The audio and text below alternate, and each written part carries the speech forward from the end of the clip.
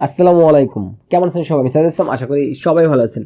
তো আজকে একটা বিল আছে, সেটা হচ্ছে 56,000 টাকার মধ্যে 8 GB র্যাম আর হচ্ছে 59,000 টাকা হচ্ছে আপনার 16 GB র্যাম। মানে র্যামটা আমি 8 GB রাখছি যাতে আপনি খুব সহসাই আরেকটা 8 GB লাগিয়ে নিতে পারেন, অথবা আপনার যদি রেঞ্জ থাকে আপনি ডাইরেক্ট 16 GB করে নেবেন, তাহলে আপনার রেঞ্জটা চলে যাবে 59,000 টাকা। আর আমি বিলটা মূলত করতে চাইছিলাম হচ্ছে 55,000 টাকার মধ্যে। এখন দেখা যাবে কি, আপনি যখন একটা প্রাইস ঠিক করবেন যে আপনি এত টাকার মধ্যে একটা বিল করবেন, হয় আপনার কিছু টাকা কম হবে বা কিছু টাকা বেশি হবে, বরাবর তার ওরকম একদম মানে মিলে যায় না যোগ বিয়োগে। আমার এই 56,000 টাকার বিলটা এখানে হচ্ছে আপনার 1650 কার্ড আছে জিটিএক্সের এনভিডিয়ার। তো এই কথাটা কেন বললাম আগেই, আমি বারবার বলতেছি, যারা হচ্ছে ধরেন 5600 দিয়ে পিসিগুলো বিল করেন আপনার 55-60 রেঞ্জের মধ্যে, তারা কিন্তু এই 1650 কার্ড দিয়ে বিভিন্ন ক্যাটাগরি প্রসেসর দিয়ে আপনি একটা বিল সাজাতে পারেন। তো আবার একই কথা থাকবে, যারা হচ্ছে আপনার এপিইউ দিয়ে পিসি বিল করবেন, যাদের রেঞ্জ থাকবে 55-60-এর আশেপাশে, তারা অবশ্যই 1650 কার্ডটাকে মাথায় রেখে কয়েকটা বিল সাজাবেন, দেখবেন কোনটা কী হয়, দেন হচ্ছে আপনার ডিসিশন নিতে সুবিধা হবে। ওই পরে কবে 2 বছরের কার্ড লাগাবেন, 2 বছর তো জেনারেশন 2টা চেঞ্জ হয়ে যাবো, বিভিন্ন নতুন নতুন কার্ড আসবো, অনেক কিছু সিচুয়েশন চেঞ্জ হয়ে যাবো। এতগুলো বছর আপনি সেই এপিইউ দিয়ে চালাবেন, যদি আপনি বেটার পারফরমেন্স পান সেম প্রাইসে, আপনি কেনই বা সেটা করবেন না। তো আজকে হচ্ছে প্রসেসর প্রথমেই দেখাই।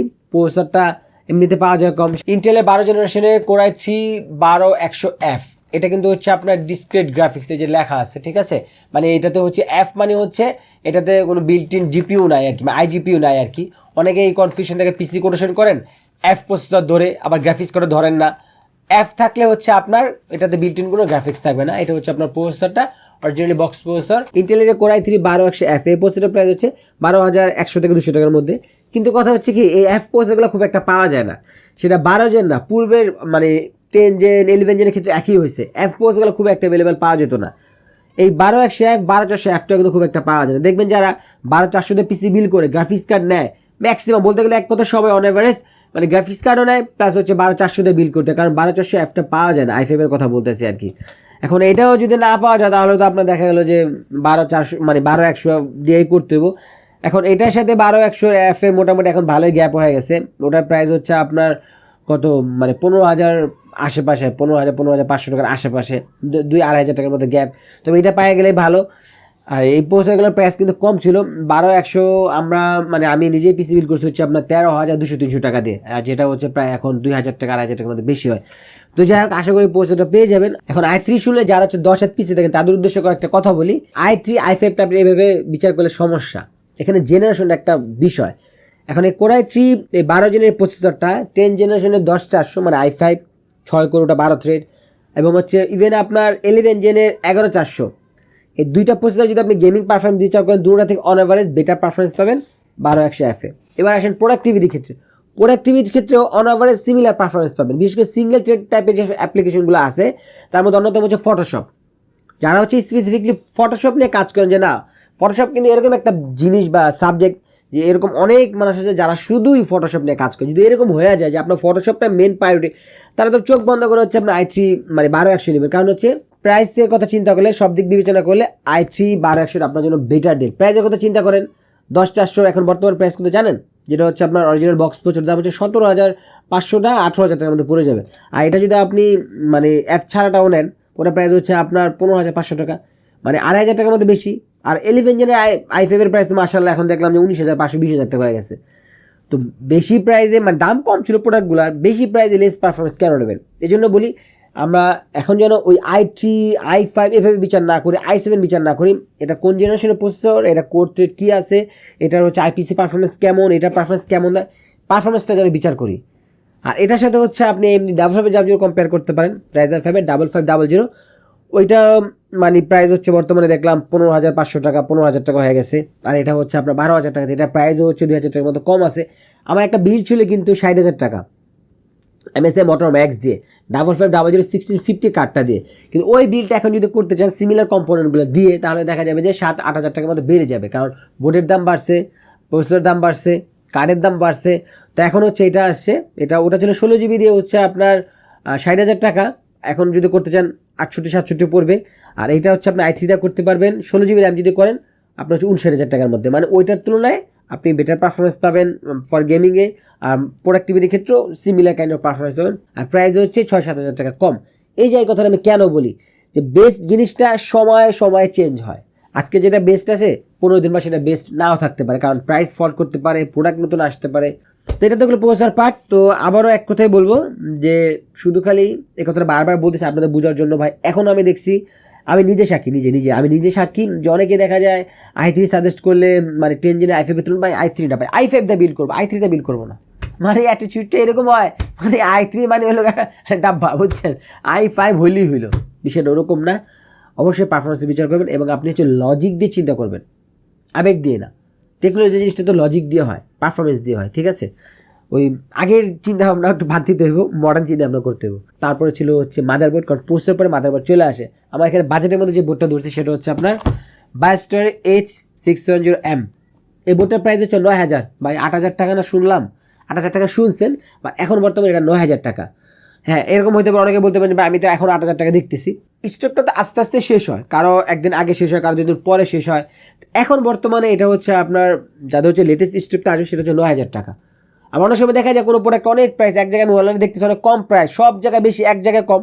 অনেক সময় দেখা যায় কি ওই জায়গায় গেলে বলে যে প্রোডাক্টটা নাই, মানে এটা আপডেট করা হয় নাই বলে তার প্রাইসটা কম। আবার দেখা যায় যখন আবার আপডেট করা হয় তখন আবার প্রোডাক্ট অ্যাভেলেবেল হয়ে যায়। তো যাই হোক, এই বোর্ডটার প্রাইস হচ্ছে 9,000 টাকা, পূর্বে ছিল হচ্ছে 8,000 টাকা।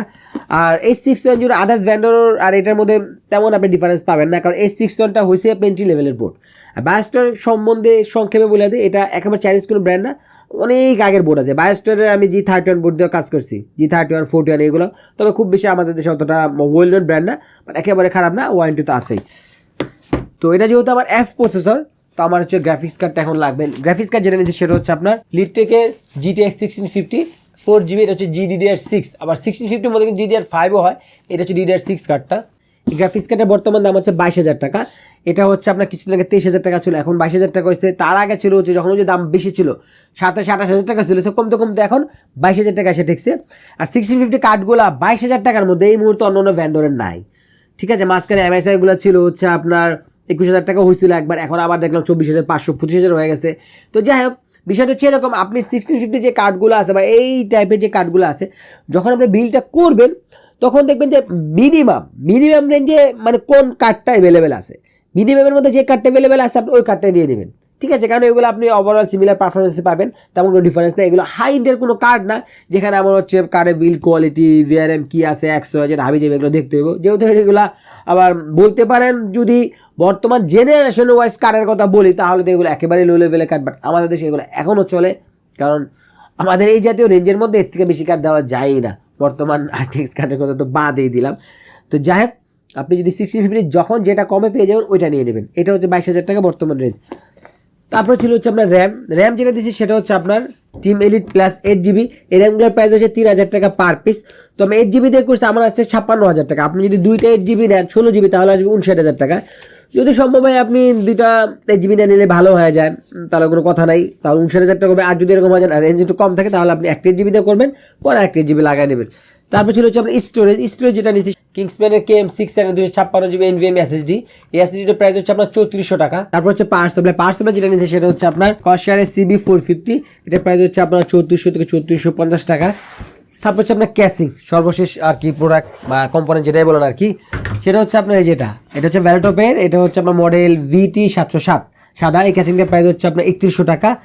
তো এই ছিল কম্পোনেন্ট। তো এখন চলেন সেটা বিল করার পরে হচ্ছে ফাইনাল কথা বলি।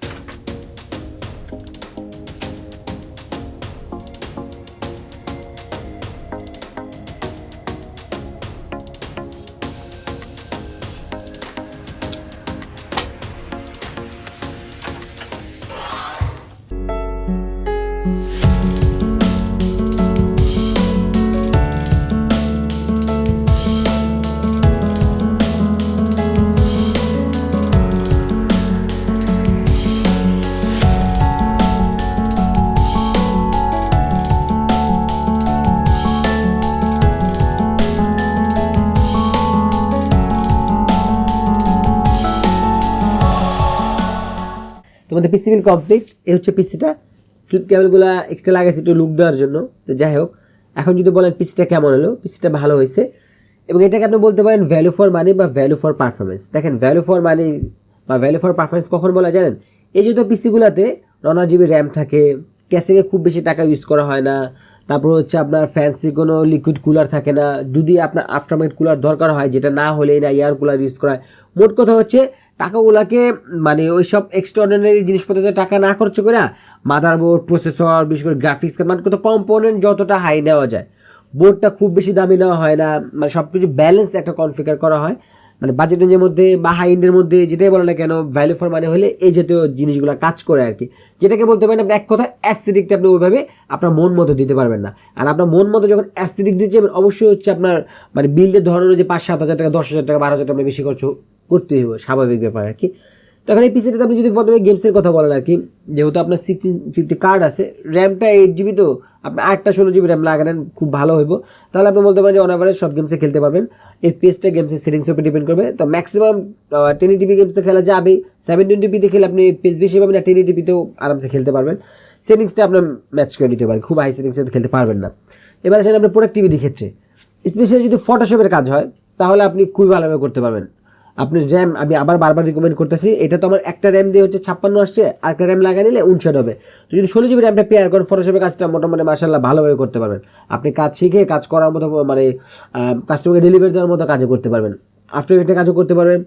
আর ভিডিও এডিটিং হচ্ছে লাইট ভিডিও এডিটিংগুলো করতে পারবেন। আর দেখেন অনেকের কাছে যেটা লাইট আর যেটা যেটা আবার হাই, তো কাজের ধরন অনুযায়ী জিনিসগুলো হয় আর কি। আর পিসির কনফিগারের সাথে আপনার নিজের একটু সাহায্য করে মানায় নিতে হবে। এখন দেখা গেলো আমি একটা 60,000 টাকার পিসি বিল করছি, এখন আমি যদি 1 লাখ টাকার বিলের মধ্যে পারফরমেন্স এক্সপেক্ট করি, সেটা তো মানে বাঞ্ছনীয় না। তো আমাদের ধৈর্য থাকলেও হয়, আপনি কাজ করতেছেন, আপনি একটু দেরি হচ্ছে, একটু ধৈর্য থাকতে হবে, না আমার এই পিসিতে ম্যাক্সিমাম পারফরমেন্স দেবো, আমি কাজ টাজ করি শিখি, পরে আরও পিসি আপডেট করুন বা আরও হাইন্ডে পিসি লাগাই নেব। তো এক কথা যদি বলি, আপনি i5 10 জেন, i5 11 জেন থেকে ইভেন হচ্ছে আপনার 5600G যারা হচ্ছে 60,000 টাকার আশেপাশেও বিল্ড করতেছেন, তারা এই বিলটা কিন্তু অবশ্যই কনসিডার করতে পারেন। এবং যদি আপনি পারফরমেন্সের কথা বলেন, এই প্রাইস পয়েন্টে আপনি এই মুহূর্তে এটাতেই বেটার পারফরমেন্স পাবেন আমার যেটা মনে হয় আর কি। তারপর আপনি চিন্তা ভাবনা করতে পারেন। আর বিলটা আপনি আলট্রাটেকনোলজিতে পেয়ে যাবেন, ডিসক্রিপশনে showroom address plus website link দেওয়া আছে, ফলো করবেন। তো টেক টিপস আর পিসলেট অনেক সব ভিডিও পাচ্ছে, টেকমিনিয়া ভিডিও ফেসবুক পেজটা ফলো করবেন, আর টেকমিনিয়া ভিডিও চ্যানেলটা মাস্ট সাবস্ক্রাইব করুন। আজকে আমি দেখে বিদায় নিচ্ছি, দেখা হচ্ছে নতুন ভিডিওতে। আল্লাহ হাফিজ।